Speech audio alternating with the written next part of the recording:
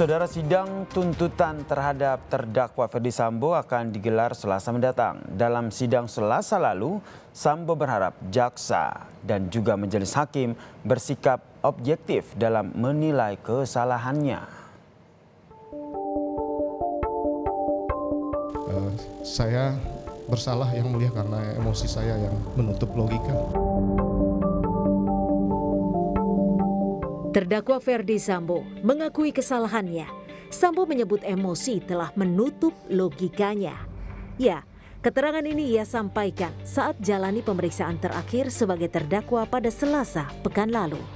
Sambo pun berharap jaksa dan majelis hakim bisa objektif dalam membuat tuntutan ataupun menjatuhkan vonis di persidangan.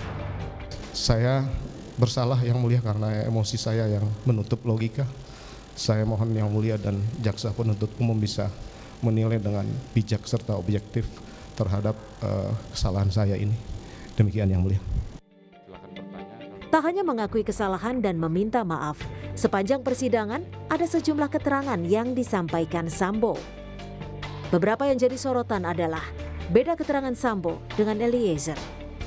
Dalam persidangan, Sambo selalu menegaskan dirinya tidak ikut menembak Yosua. Sementara Eliezer juga masih berpegang teguh pada kesaksian bahwa Sambo ikut menembak Yosua. Saya sudah sampaikan Yang Mulia bahwa saya tidak melakukan penembakan terhadap korban Yosua karena waktu itu sudah jatuh Yang Mulia. Jadi saya tidak melakukan penembakan kepada Yosua pada saat itu. Jadi habis saya tembak tuh Yang Mulia langsung jatuh. Saya dengar ada suaranya almarhum, memang pas bisa tembak itu dia jatuh ada suaranya Yang Mulia. Habis itu langsung Pak Sambo maju Yang Mulia di samping saya. Pak Sambo kan sebelah kiri saya. Langsung maju ke depan Yang Mulia. Sudah pegang senjata api Yang Mulia. Langsung nembak ke arah almarhum. Menembak? Ke arah almarhum Yang Mulia. Menembak ke arah almarhum. Pada saat terdakwa Ferdy Sambo menembak, itu dia berdiri atau jongkok? Jadi pas maju itu kan kokang Yang Mulia. Pas itu masih berdiri Yang Mulia, kalau ke arah almarhum. Masih berdiri. Siap. Tak hanya itu, beda keterangan Sambo dan Eliezer juga soal perintah. Eliezer bersikeras menerima perintah untuk menembak Yosua, sementara Sambo mengaku memberi perintah hajar. Lantas bagaimana nantinya jaksa menyusun tuntutan terhadap terdakwa Ferdy Sambo? Apakah jaksa akan menuntut hukuman maksimal dari pasal 340, yaitu hukuman mati atau penjara seumur hidup? Kita nantikan bersama. Tim Liputan, Kompas TV.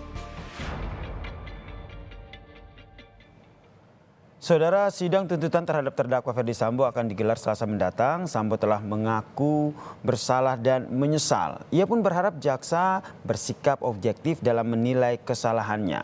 Lalu bagaimana nantinya jaksa menyusun tuntutan dari Ferdy Sambo ini? Kita ulas bersama dengan pakar hukum pidana dari Universitas Brawijaya, Pak Aan Widiarto, yang telah bergabung bersama kami di Kompas Malam. Selamat malam Pak Aan, salam sehat. Baik-baik, makasih, sehat. Jadi menurut Anda apakah fakta yang digali jaksa di persidangan ini sudah cukup untuk menjerat Ferdy Sambo dengan pasal pembunuhan berencana, pasal 340? Ya, kita bersama-sama sudah menyaksikan ya, persidangan ini sangat panjang.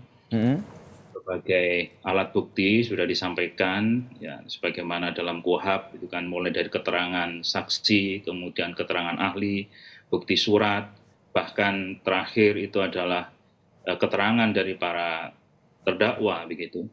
Dan kalau kita lihat dari semua alur ya, dari semua alur itu pembuktian sudah, kemudian juga dari para terdakwa juga sudah tadi, dan banyak pertanyaan kunci yang diberikan ya. Pertanyaan kunci itu adalah pertanyaan-pertanyaan yang sifatnya konfrontatif, itu sudah dilakukan. Kemudian juga pertanyaan yang paling akhir adalah penyesalan. Apakah ada penyesalan, pengakuan bersalah, dan seterusnya. Kalau lihat dari konstruksi itu, saya memandang bahwa perkara ini sudah siap untuk dilakukan penuntutan. Nah, sebagaimana kita ketahui, sebenarnya ada dua azas dalam hukum acara pidana di Indonesia terkait dengan penuntutan ini. Pertama adalah asas legalitas. yaitu bahwa mewajibkan pada penuntut umum ya, untuk melakukan penuntutan terhadap seseorang yang melanggar peraturan hukum pidana. Nah, di mana ini seperti mana tadi Mas Yasir katakan, ini adalah yang ada di 340 ya.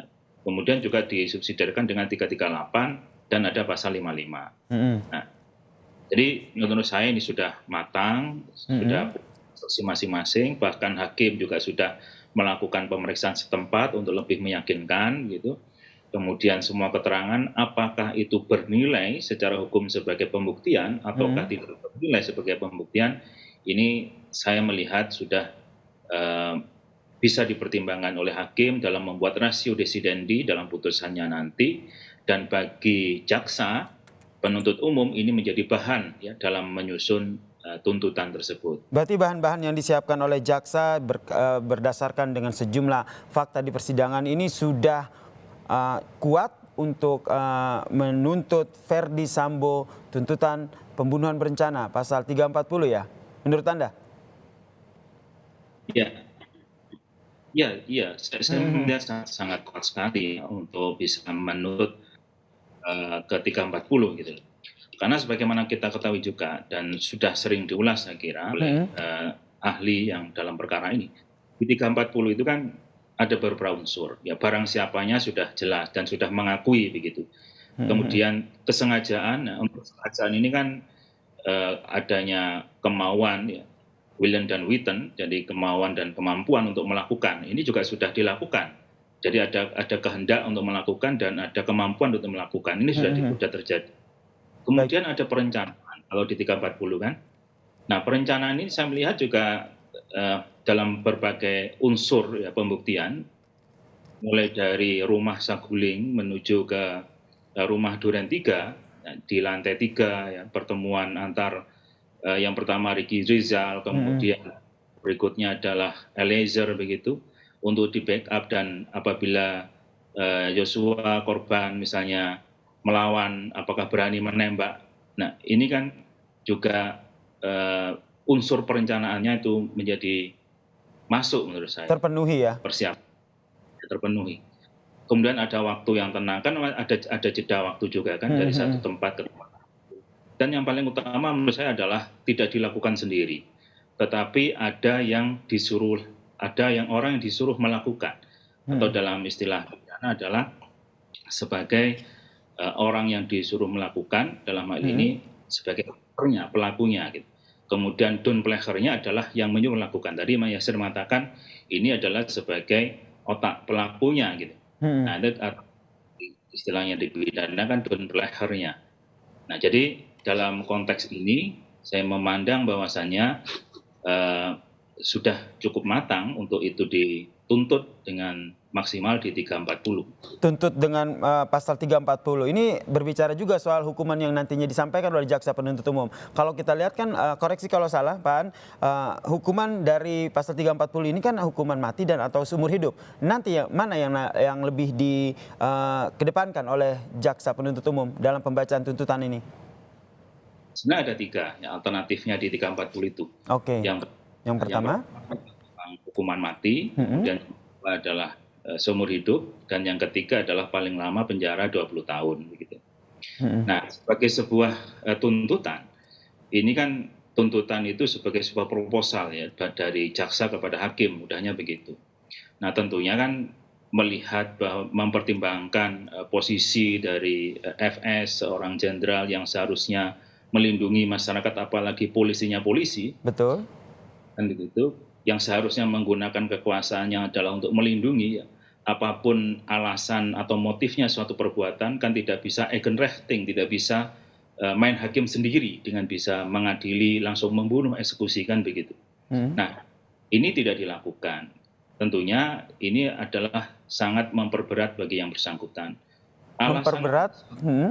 Ya, sehingga untuk memilih misalnya sebagai suatu proposal tadi, tuntutan jaksa ya bisa saja hukuman mati gitu sebagai maksimalnya gitu.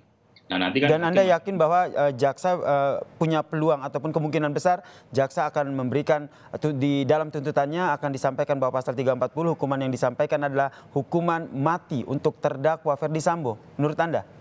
Ya, menurut saya kok itu yang kemungkinan besar. Walaupun nanti di dalam perkembangannya, karena kan berlaku KUHP yang baru, tapi untuk sebagai sebuah hukum yang akan berlaku ke depan, gitu ya. Biasanya dalam konteks seperti ini, ketika ada peralihan dalam hukum pidana itu adalah diberlakukan hukum yang paling meringankan bagi yang bersangkutan, sehingga bisa saja nanti jatuhnya di putusannya bukan hukuman mati tapi hukuman seumur hidup misalnya. Nah itu dalam perkembangan setelah penuntutan tentunya. Tapi sebagai suatu penuntutan ya sah saja jaksa menuntutnya dengan hukuman mati. Baik, berarti ingin minta penegasan dari Anda sebagai seorang pakar hukum pidana yang benar-benar mengikuti bagaimana jalannya persidangan, pemeriksaan ahli maupun pemeriksaan seorang terdakwa Ferdy Sambo. Menurut Anda, tuntutan dari jaksa penuntut umum ini akan memberikan hukuman mati terhadap terdakwa Ferdy Sambo? Ya, itu estimasi yang bisa dilakukan berdasarkan pada bukti-bukti dan jalannya proses persidangan. Baik, kita nantikan nanti seperti apa ya, Pak Aan, jaksa penuntut umum yang nanti akan membacakan sejumlah tuntutan, dan kita juga menantikan apa hukuman yang nantinya dibacakan oleh jaksa penuntut umum untuk terdakwa Ferdy Sambo. Terima kasih Pak Aan telah bergabung bersama kami di Kompas Malam. Salam sehat. Saya selalu terima kasih.